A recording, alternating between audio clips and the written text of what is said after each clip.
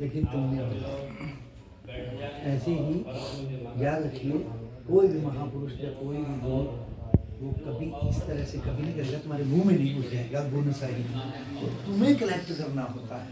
जैसे गुरु का मतलब होता है शास्त्र के अनुसार, याद रखना कभी पूछेंगे तो, शास्त्र के अनुसार अगर हम देखें तो दो शब्द है, गुरु। गु का मतलब होता है अंधकार और रू का मतलब होता है प्रकाश। गुरु अंधकार से प्रकाश की ओर जो ले जाए उसे कहते हैं गुरु। मतलब ऐसा व्यक्ति विशेष के बारे में नहीं बोला गया है यहाँ कि व्यक्ति नहीं, एक मैंने दीपक जैसे होता है, ज्योत जलती है, ज्योति जलती है, वो गुरु है। अब वो जली, अंधकार दूर, अंधकार खत्म।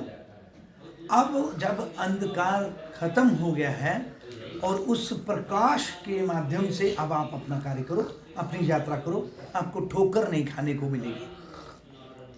मतलब जब आप अंधेरे में हैं तो आप जत्र तत्र इधर उधर टक्करें मार रहे हैं, कभी इधर टक्कर लग रही, कभी उधर टक्कर लग रही, कैसे कैसे ठोकरें लग रही हैं, दिख नहीं रहा है। आंखें होते हुए भी अंधेरे में, आंखें होते हुए, नज़र होते हुए अच्छी है, प्रकाश है, आंखें खराब नहीं है, रोशनी है, दिख सकता है, लेकिन अंधेरे में व्यक्ति हर जगह जगह ठोकर खाता है। यही फर्क होता है गुरु और शिष्य का। जो प्रमाण दिया गया है, दृष्टांत दिया गया है कि जब तक व्यक्ति अंधेरे में है और गुरु की शरणागति नहीं आया है, वो ठोकरें खाता रहेगा। आंखें होने के बाद भी, प्रकाश होने के बाद भी वो ठोकरें ही खाएगा।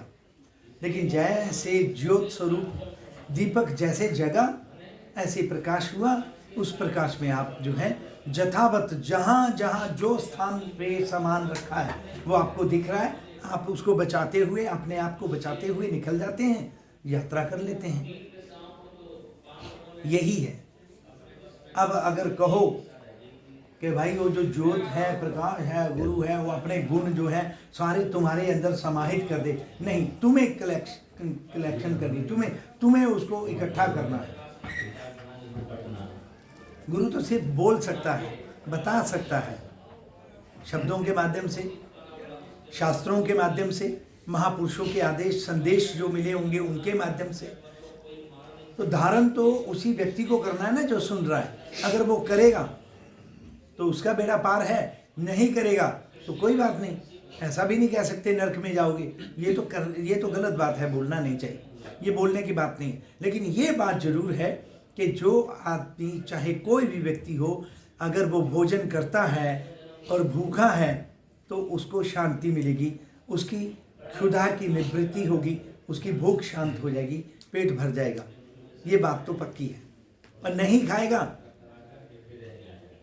तो खाना पड़ा है, कोई बात नहीं, लेकिन भूखा रहेगा, दुबला हो सकता है, दुर्बल हो जाएगा। तो इसीलिए मैं यही कहता हूँ कि जितना हो सके अपने गुरु, अपने महापुरुषों के द्वारा, अपने शास्त्रों के द्वारा जो बताया जाता है उसे अपने जीवन में कोई ना कोई, किसी ना किसी तरीके से धारण करना चाहिए। तभी कल्याण है, नहीं तो कल्याण तो होने से वो नहीं, उसके बिना नहीं होता। खाना खाएंगे तो, भोजन करेंगे तो पेट भरेगा, ये ध्यान रखना। तो इसीलिए मैं कहता हूँ, मेरे जितने भी ठाकुर जी को प्यार करने वाले हैं, मैं यही कहूँगा कि उनको प्यार तो करते हो, लेकिन यहाँ से करो। जो बाहर विग्रह है वहीं के वहीं मत रह जाना। भगवान के विग्रह को निहारो, देखो और अपने आंखों के द्वारा अपने हृदय में ले जाओ। कहीं ऐसा ना हो कि विग्रह में ही फंसे हुए हैं।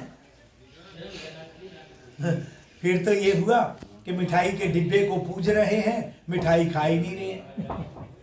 ये तो यही हुआ, मिठाई के डिब्बे की पूजा कर रहे हैं, बस उसी पे ही आंखों में काजल लगा दे रहे हैं डिब्बे को, उसी पे श्रृंगार कर रहे हैं, उसी पे फूल चढ़ा रहे हैं, और उसके अंदर जो है मिठाई वो तो खा ही नहीं रही, वो तो दिखाई नहीं दे रही।